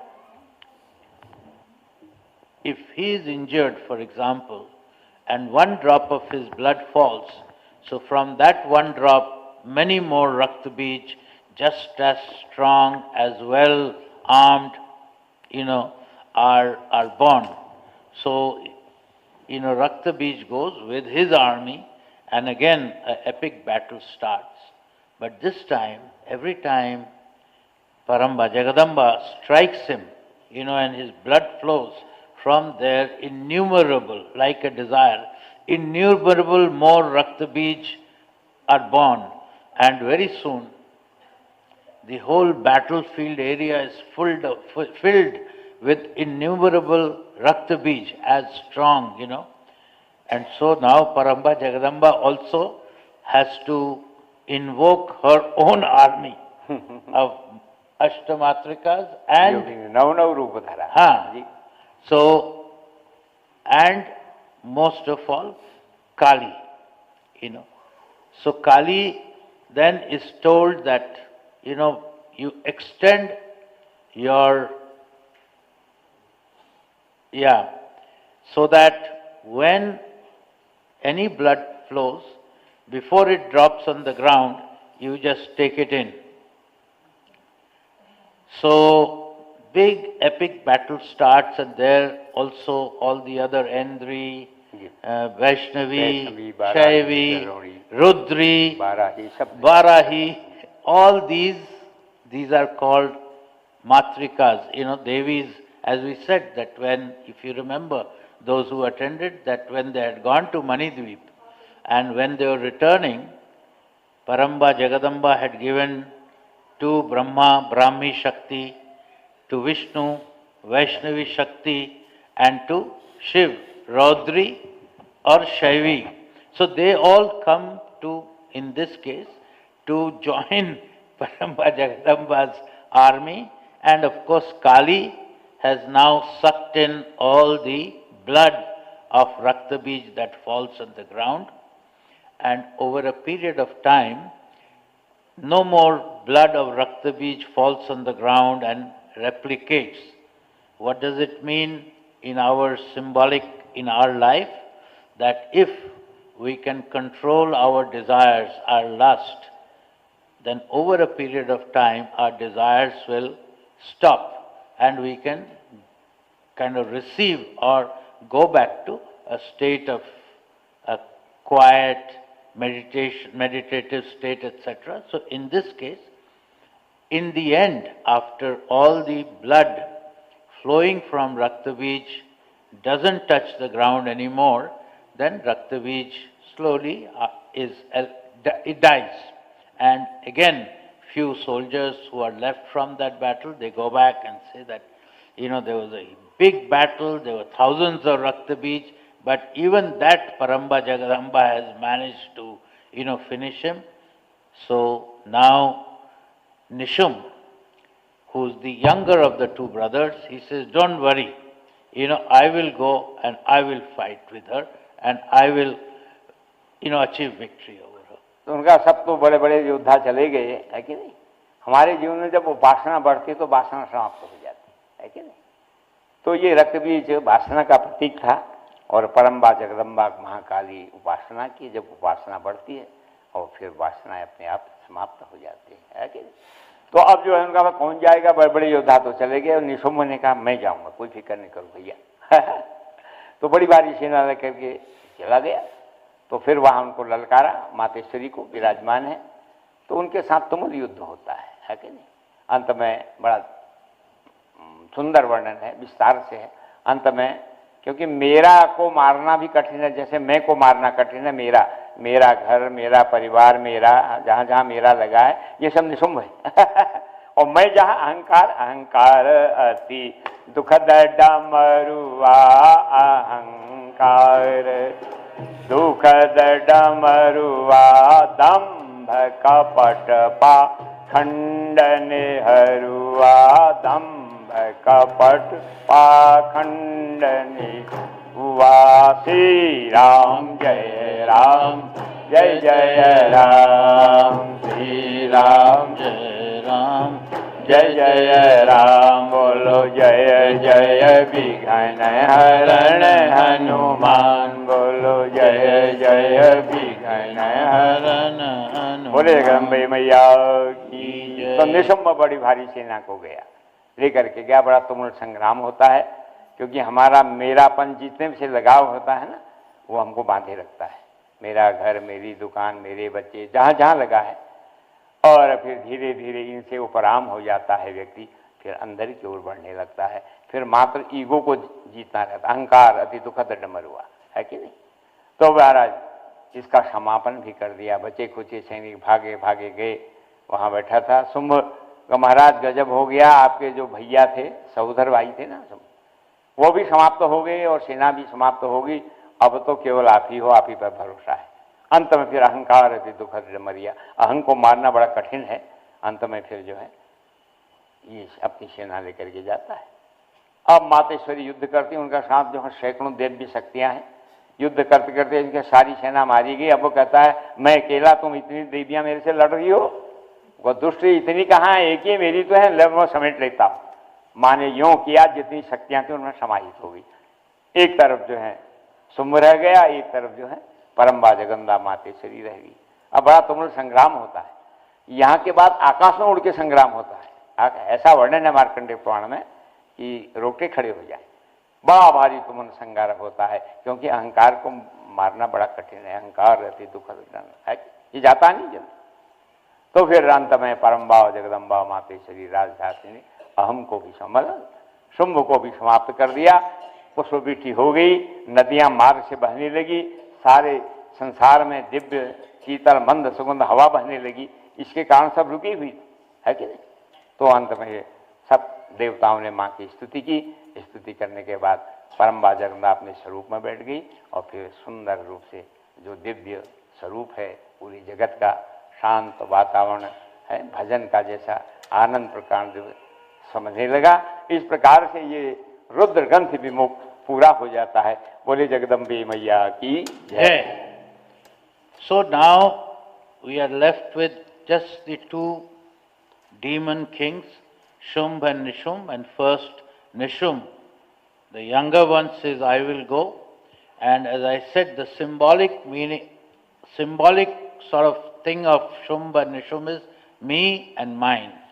And if we explore in ourselves, these are the two qualities which are most difficult to get rid of. You know, what we are talking about for last many days is not an exploration of some demon, but our own exploration of how slowly we can get rid of all these negative qualities from us. The most difficult in that is me and mine.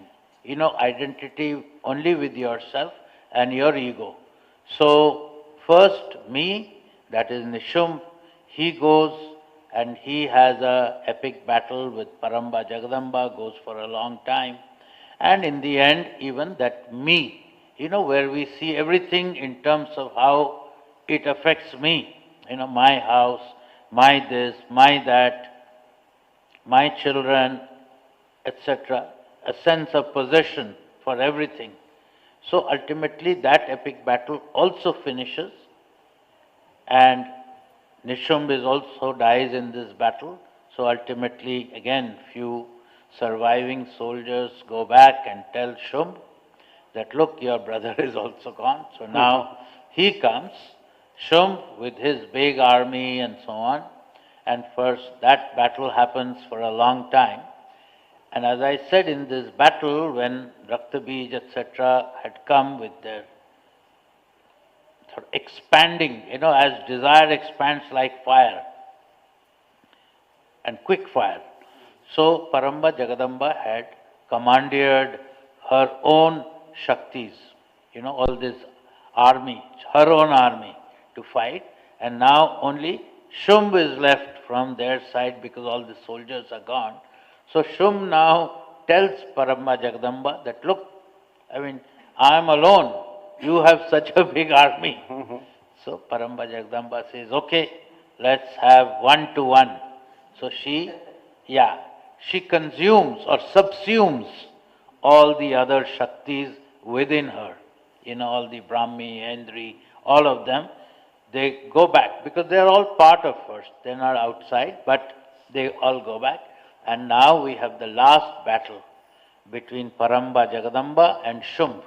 That means the last battle is, Shumb is symbolic of our ego, you know, and that is the most difficult thing to get rid of in ourselves. Ego. And ego is the biggest impediment in connecting us ultimately, what we may call in Hindi, Antim Sopan. You know, the last sort of step to join is the ego stands between us and the divine. So this is the battle between Shumb, who is symbolic of your ego, and Paramba Jagadamba. So they have a battle about which Shastriji says, and in this text and in Markandeya Puran, of which Devi Bhagavad is part, so Devi Shaptasati is the part. So in that there is a big description of this battle, and this battle happens on earth, and then they go up in the sky and they fight in the sky with all different kinds of weapons, etc., etc. It's a long description, but ultimately Paramba Jagadamba annihilates Shumb also.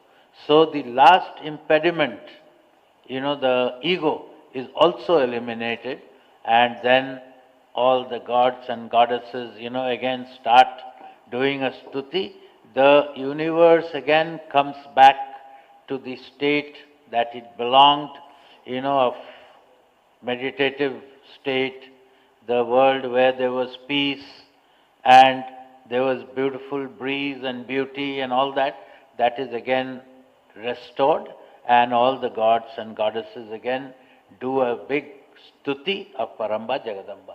तो बड़ी शांति छा गई, सर्वता आनंद छा गया, है कि नहीं? आनंद ही आनंद है, कोई किसी से द्वेष नहीं कर रहा है। राम राज्य का यही लक्षण है, जहां जो है कोई शत्रु है ही नहीं। जीते मने सुनी अस रामचंद्र के राज, है कि नहीं? जीतने के लिए अपना मन है कि नहीं? दंड जतिन का भेद जहां, दंड केवल यतियों के हाथ में है, दंड धारण करते हैं ना इतने लोग, सन्यासी लोग, तो कहते हैं दंड जतिन का भेद जहां नित्य के नित्य समाज। दंड तो केवल सन्यासियों के उसमें है, क्योंकि कोई अब युद्ध ही नहीं है, कोई शत्रु ही नहीं है, कोई जो है लुटेरा ही नहीं है, तो दंड किसको दिया जाए? जेलें सब खाली हो गई है। दंड जतिन कर भेद जहां नित्य के नित्य, और भेद दंड साम दान दंड भेद होता था, भेद भी कहीं नहीं है अब, खाली जो नर्तक हैं वही केवल भेद प्रदर्शन करते, मतलब ऐसा नाचो जैसे होता है। तो दंड जतिन कर भेद जहां नित्य का नित्य समाज, जीतहु मनहु सुनहि असो रामचंद्र के राज। अब जीतने को कोई शत्रु नहीं, मन को ही जीतना है। मन एव मनुष्याणाम कारणम बंध मोक्ष, ये मन मनुष्यों के बंधन का भी कारण है, मुक्ति का भी कारण है। जैसे ताला है ना, ताला बंद कैसे होता है? चाबी से।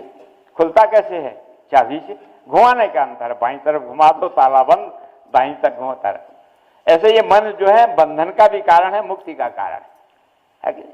जब हम सांसारिक प्रवंचन में रहते हैं, प्रवंचन में रहते हैं, तब जो है बंधन का कारण होता है। और जब हम परमात्मा की ओर जाते हैं तो इससे बड़ा कोई मित्र नहीं, मन से बड़ा कोई शत्रु नहीं, मन से बड़ा कोई मित्र नहीं, है कि? जिसने मन को जीत लिया, जितम जगत के न मनो ही न।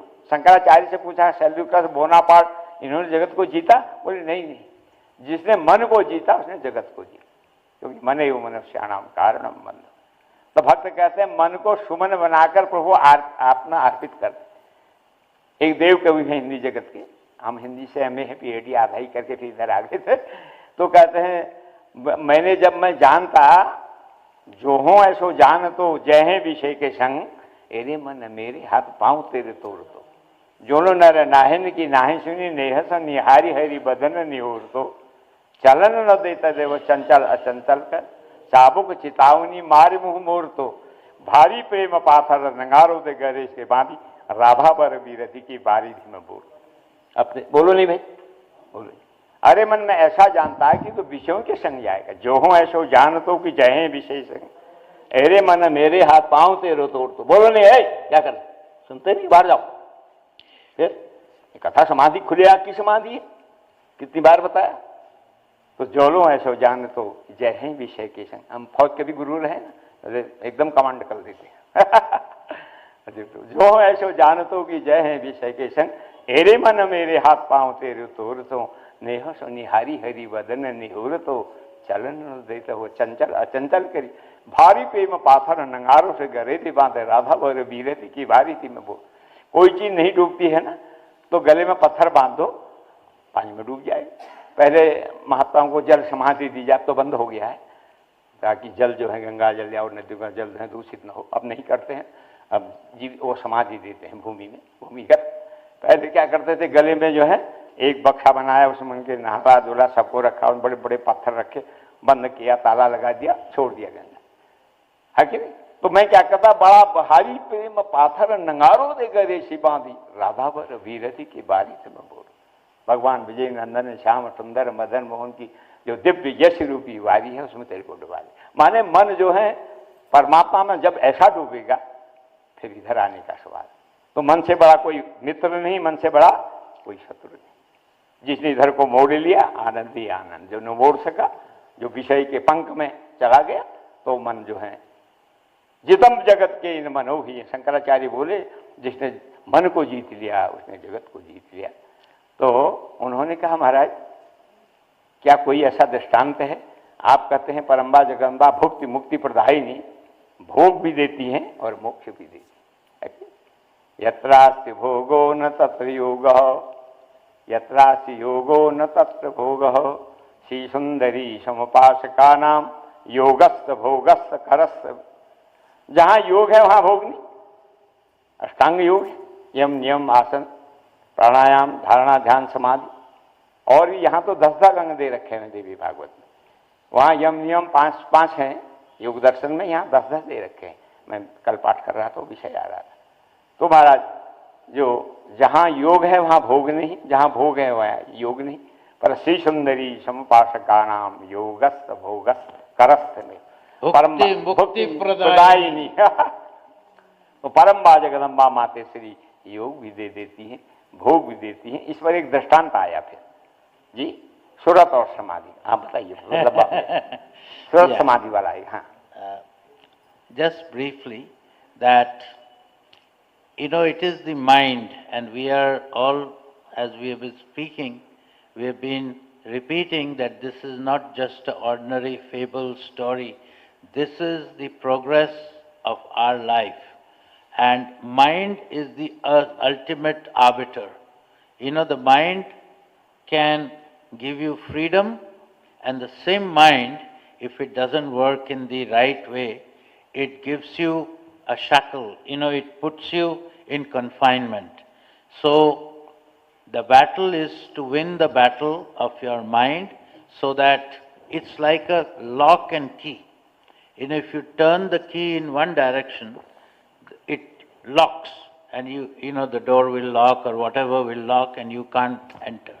And if you turn the key in the other direction, the lock will open and you become free to go in. So mind is like that. It can give you both a confinement, which is a creation of your own mind, or if you work, then it creates liberation for you and ultimate unity with the Paramba Jagadamba or your divine. So the story now which Shastriji is talking about, that normally you can have either bhog, which means enjoying the opulence of the world through consumption, consuming, more and more you have. That is called bhog, to live in this world and enjoy all the things in the world. The other is yoga. And normally both don't go together. It is an either or situation in most cases. But Paramba Jagadamba is one entity in which you can have yogastha bhogastha karasthameva. Ji. Shri Sundari. That both of them can coexist with her blessings.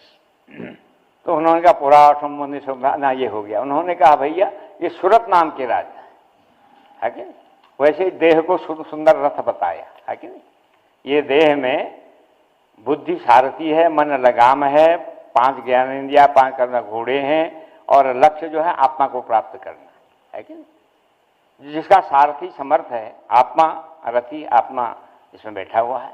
नैनम सिंदन दिशस्तानी नैनम दहती पावको, उसको जला नहीं सकते, वो मारने से अति सूक्ष्म है।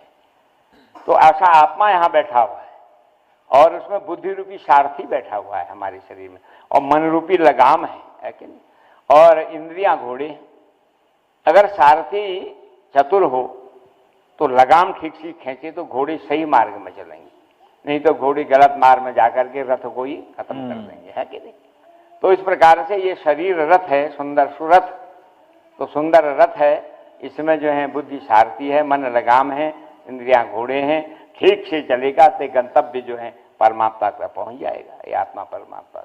और अगर सारथी ठीक नहीं है, लगाम ढंग से नहीं पकड़ा है, घोड़े उच्छृंखल हो गए हों, तो कई खंदक खाई में गिरा देगा। तो सूरत का अर्थ है सुंदर रथ, दोनों अर्थ चलेंगे। तो बड़ा भारी उसका शासन है।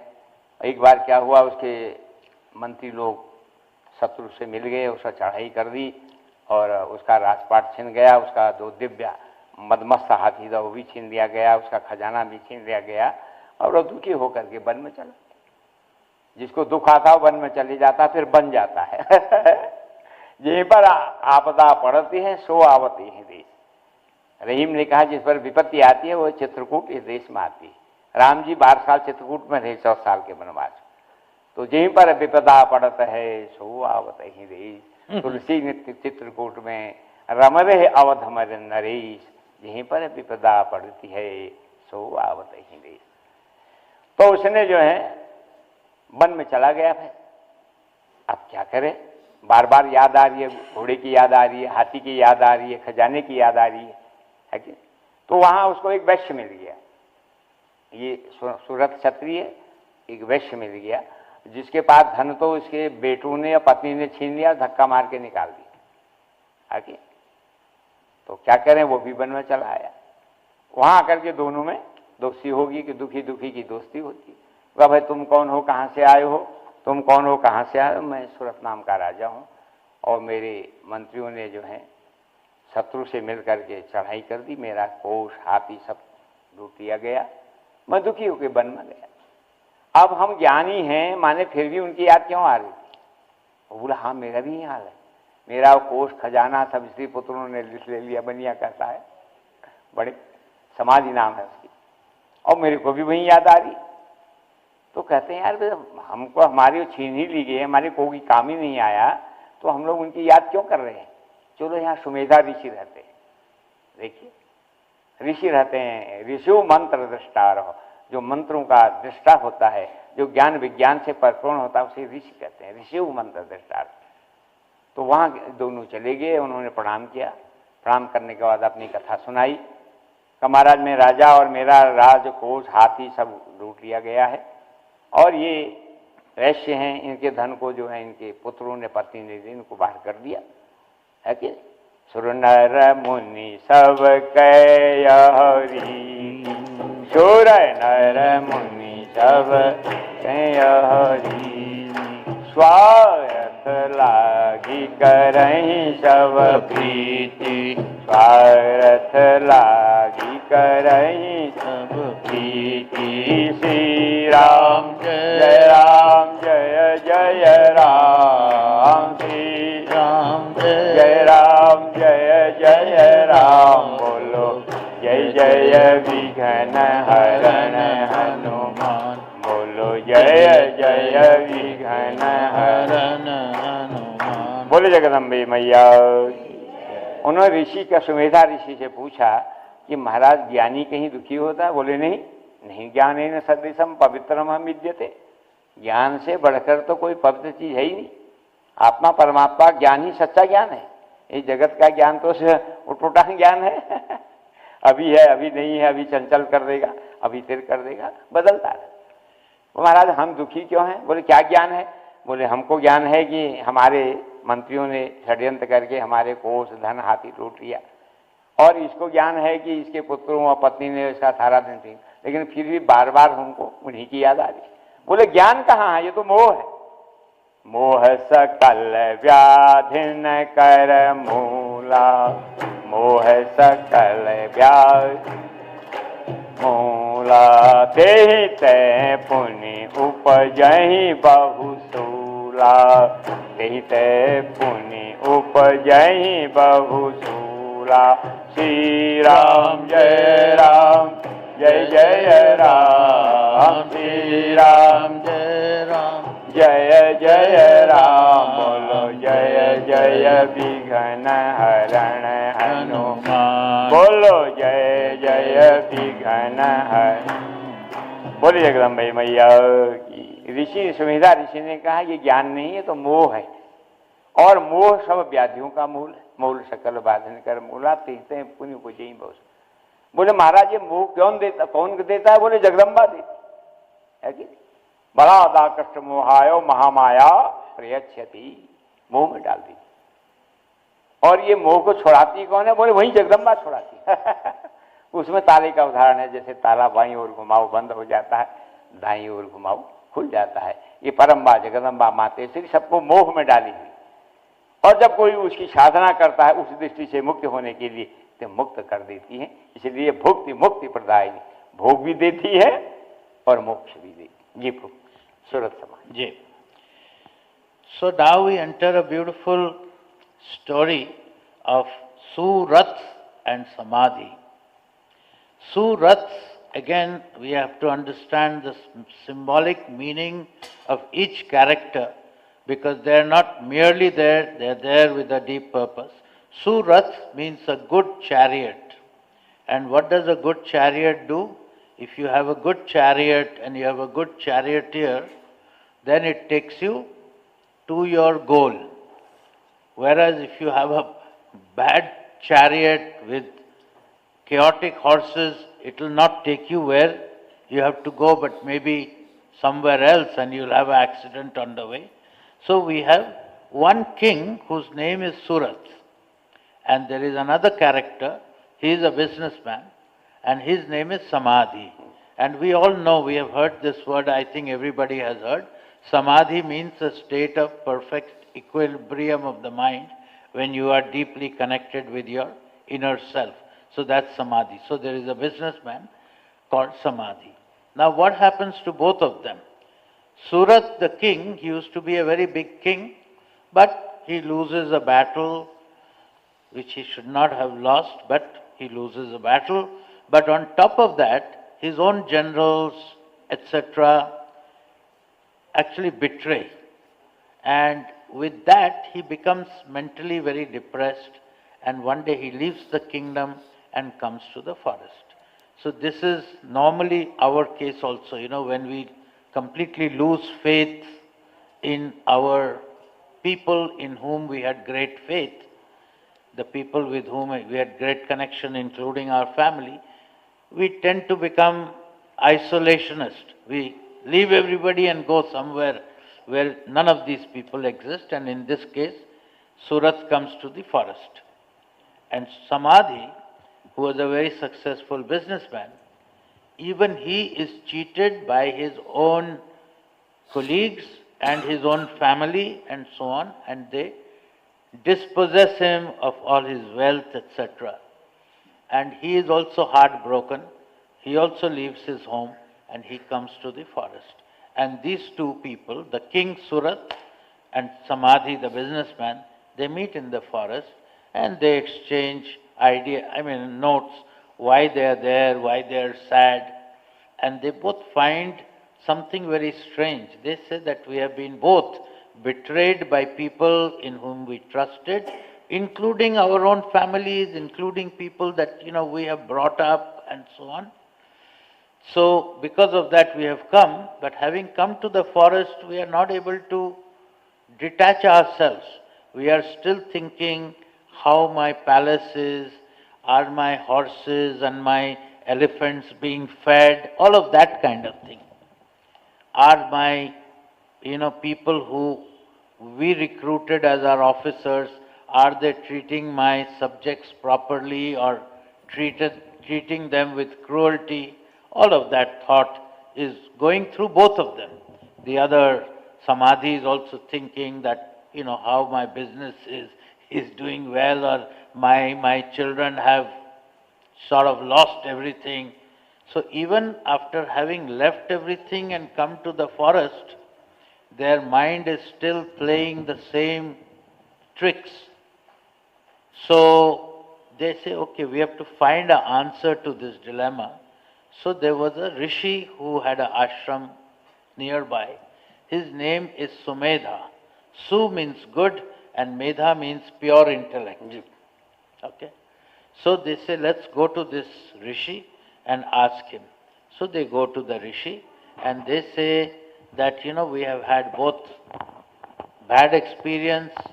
Our eyes have opened of what the reality, eyes have opened means Gyan. We have Gyan now of what the reality is, how, what you should trust, what you should not trust. But yet, even though they have all betrayed us, we are only constantly thinking about that.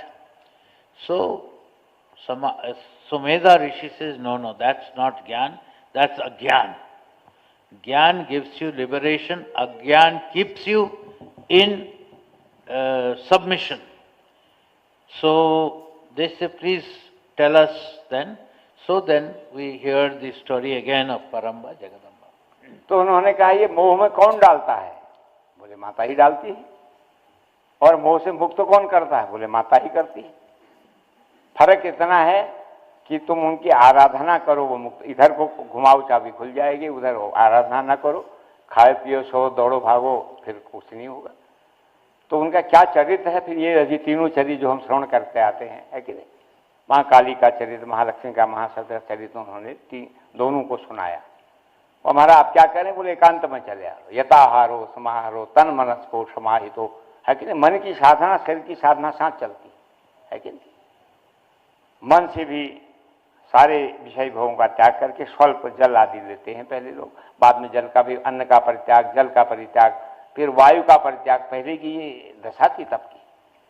तो यथाहारो तमाम जा करके आप बाकी मणिमयी में, क्योंकि अब तुम राजा नहीं हो, ये ठीक से बनिया नहीं है, सोना चांदी तो ला नहीं सकते हो, तो मणिमयी मूर्ति परम्बा जगदम्बा की मिट्टी की दिव्य मूर्ति बनाओ, त्रिकाल पूजा करो, जैसे ये हम लोग नवरात्र में करते हैं। और उनका नमाण मंत्र ऐं ह्रीं क्लीं चामुंडाई विचे, ऐं ह्रीं क्लीं चामुंडाई विचे, ऐं, इसमें ओम लगाने की जरूरत नहीं, क्योंकि ह्रीं देवी प्रणव 9 अक्षर है। तो निरंतर जो है ऐं ह्रीं क्लीं चामुंडाई विचे, ऐं ह्रीं, निरंतर उसका जप करो। इधर जो है शरीर से भोजन जो फल फूल खा रहे थे वो भी कम कर दो, फिर जल पीना भी छोड़ दो, थोड़ा ही लो, फिर वायु लो, फिर वायु को भी जैसे ध्रुव ने किया था ऐसे 3 साल तक तुम दिव्य साधना यजन करोगे तो मेरी देवी माँ प्रकट हो जाएगी, उस मूर्ति से बाहर आ जाएगी, तुम जो चाहते हो सो दे दी। बोले जगदम्बे मैया की। महाराज एक नदी के किनारे एक सुंदर एकांत स्थान में चले गए, उन्होंने मिट्टी की सुंदर मूर्ति बनाई माँ की, है कि नहीं। और उसमें विधिवत काल पूजन कर रहे हैं, उनका मंत्र का जप कर रहे हैं, जो स्तुति उनको आती है वो करते हैं। तो यथाहारो है, सम्यक आहार कर रहे हैं, फिर उसका भी परित्याग कर रहे हैं धीरे धीरे धीरे। ऐसा 3 साल में उनका शरीर अस्थि पंजर हो गया, बिल्कुल दूसरा ही नहीं, है कि। तब जो है परम्बा जगदम्बा मातेश्वरी उसी मूर्ति से बाहर आ गई। बोले जगदम्बे मैया की। बोले क्या चाहते हो। तो सूरत राजा बोला, उसको तो भोग की इच्छा थी ना। उनका महाराज मेरा राज्य मिल जाए। उनका तेरे को जो है इतना नहीं, एक मनवंतर का राज्य मिलेगा। ये राज्य तो मिलेगा ही जो शत्रु ने ले लिया है, तो तुम 8वें मन, अभी वैवस्वत मन चल रहा है ना, 8वां जो है ये मन का, इसके तुम प्रधान बनोगे। एक मतलब 71 बार जो है सतयुग त्रेता द्वापर आएगा तो एक मनु का साम्राज्य होता है, और 14 मनु व्यतीत होता है, तब ब्रह्मा का एक दिन होता है। ये सूर्य सिद्धांत में बड़ा सुंदर इसका वर्णन है, समय चक्र। तो इस प्रकार से परम्बा जगन्नाथ तुमको जो चाहोगे, है कि नहीं, वो दे देगी। तो माँ भारे क्या चाहते हो राजन। वो माँ मेरे को राज्य चाहिए। बोले तेरे को ये राज्य तो मिलेगा ही, तेरे को फिर मनवंतर बना दिया जाएगा, 8वें तुम मन बन जाओगे, और इस प्रकार आराधना करते रहो। तो खुश हो गया। हाँ वैसे तुम्हें क्या चाहिए। बोले माँ मुझे और कुछ नहीं चाहिए, तव ज्ञान, मुझे आपका ज्ञान चाहिए। उसने माँ से मांगा, ये माँ को मांग रहा। देखो भक्ति 2 प्रकार की होती है। एक तो भगवान से हम कुछ मांगते हैं, भगवान को नहीं मांगते, उसी में फिर लीन हो जाते हैं। वो कहता माँ ये कोई राज्य वैभव कुछ नहीं चाहिए, मुझे आप चाहिए, आपका ज्ञान चाहिए। तो ठीक है साधना करो, तव ज्ञानम भविष्यति। ज्ञान ये थोड़ी एक फल उठा के भी हो जाएगा, साधना करते करते तुम इसी प्रकार से नित्य साधना करो, तुमको आत्मा का ज्ञान। आत्मा उदय तो मस्त बाबा जी कहते हैं आत्मा उदय तो निरंजन हो, माया रूपी अंजन नहीं है, अद्वैत है। ऐसा दिव्य भव्य ज्ञान तुमको भी हो जाएगा। इस प्रकार भुक्ति मुक्ति प्रदायिनी। राजा ने भोग मांग लिया, साम्राज्य मांग लिया, उन्होंने मुक्ति मांगी। बोली जगदम्बे मैया की जय। So they go to Rishi Sumedha and say that, even though we both have been betrayed, but our mind cannot get over it. We constantly think, worry, etc. about the same thing. So Sumedha Rishi says that this happens because Paramba Jagadamba can create moha. Moha means attachment. Just like we have heard over the last many days that Paramba Jagadamba creates nidra, where we go into a deep sleep, and so many other conditions, So in the same way, Paramba Jagadamba creates maya, Paramba Jagadamba creates moh, attachment. So how does, we get over that moh attachment? Paramba Jagadamba only gives you that detachment. From attachment to detachment is the same story of how a lock can be both closed or opened with the key. So Paramba Jagadamba gives you more the attachment with which we are sort of attached with lower things in life. She is the one who liberates and gives us moksha. So then Sumedha Rishi advises them that please go to the forest near a river, make a murti of Paramba Jagadamba with mitti, with just soil, and do her sort of puja, meditation constantly for 3 years. And it's a very hard sort of practice. First you start with taking little ahar, mithar, small quantity of food, small quantity of water, everything in small quantity, and mostly spend time with meditation, puja, etc. And as the time progresses, you have to reduce your consumption, and over a period of time, you almost give up all food, you just take, water first, then even water is given up, then you just live with air, etc. And when 3 years will pass like this, and you will constantly do your devotion to Paramba Jagadamba, then she'll come and she will grant your wish. So they do that. They go and make a temple of Paramba Jagadamba, Murti, with just clay, and every day they do the practice, hard practice, and like this, as Sumedha Rishi has told them, they give up food and other things of consumption slowly till their body has just become bare skeleton.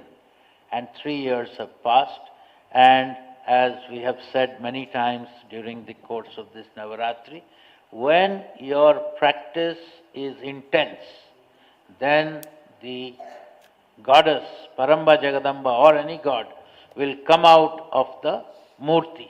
So Paramba Jagadamba appears from her murti and she asks that, please ask for a boon, what do you want? It will be granted to you.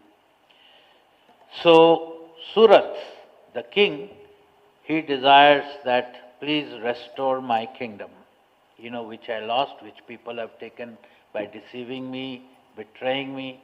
So Paramba Jagadamba says, Tathastu, you will not only become a king, but you will become the 8th Manvantar, which means a very, very long period of kingdom, continuous rule for a very long period. You will become a king for sort of eons.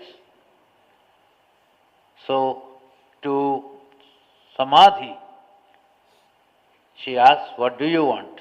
He says, I don't want anything from you, I want you. One was asking something from Paramba Jagadamba. He doesn't want anything. He says, I just want your blessing, I want you. So, I want mukti, means liberation. So, Paramba Jagadamba grants him instant liberation. So, the story was how Paramba Jagadamba is one goddess, or one in the divine this thing, who can grant you both. Bhog means bhukti and mukti. So to the king, she gives him generations and lifetimes of kingdom and opulence and all of that, because that's what he wanted. And to Samadhi, she gives what he wants liberation, she grants liberation to him. इस प्रकार से परम्बा जगदम्बा भुक्ति मुक्ति प्रदायिनी है। अब अभी मैं विश्राम लेते हैं, कल सायंकाल कथा नहीं होगी, क्योंकि सप्तशती के बाद में जो हेराखंड सप्तशती के बाद में जो इसका छोड़ा बचा भाग है, वैसे तो अनंत है कभी पार नहीं पा सकते। हरि अनंत हरि कथा अनंत, हरि मातेश्वरी अनंत है, उनकी कथा भी अनंत है।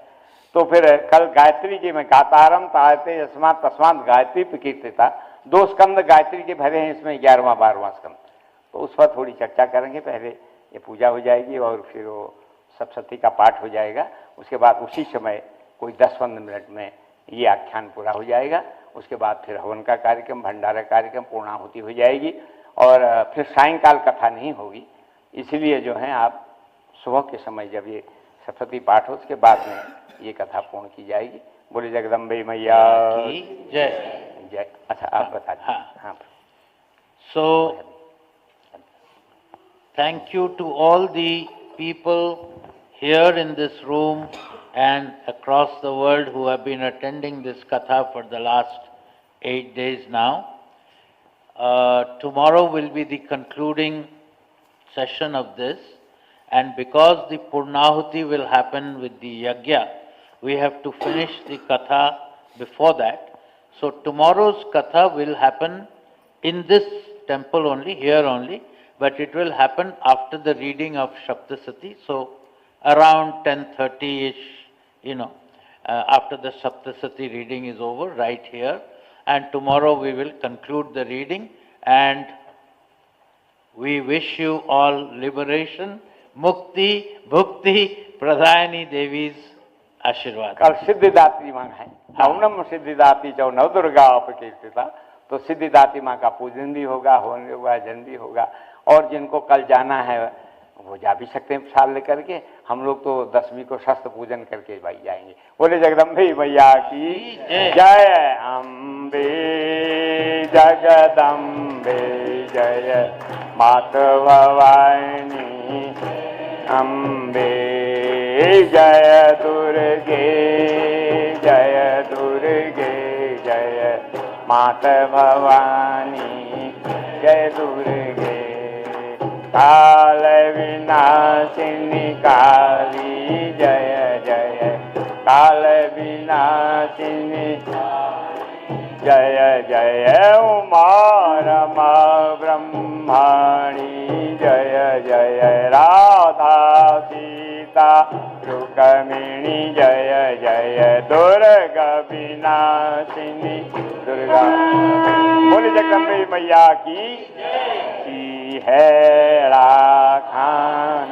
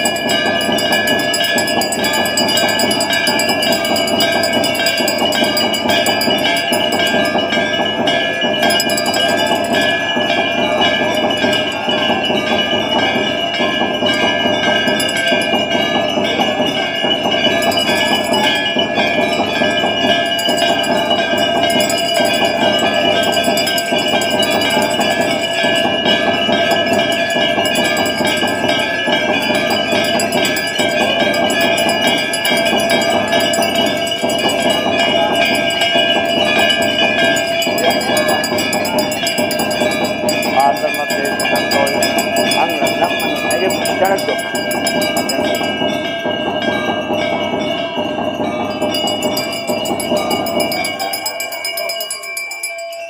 निकाल दो भैया।